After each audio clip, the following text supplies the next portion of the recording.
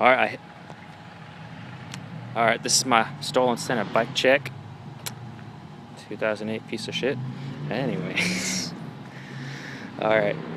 Start from the front, I guess. I got stolen the Primo Sasquatch bars. Aaron Ross keyboard grips.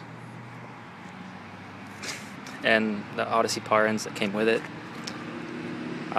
Stolen clutch stem, FSA headset. Lasting kind of decent, I guess. KHE rim with some piece of shit tire that came off some United piece of crap. Twisted PCs and clear. I don't care about my forks. My forks are junk. They're stock. Anyways, the Ezra cranks in red.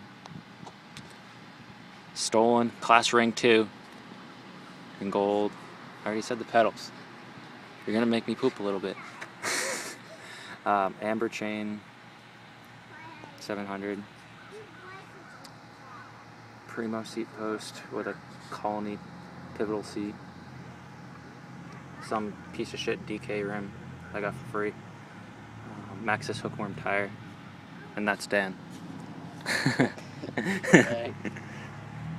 That's my bike. I hope you all love it. Bye.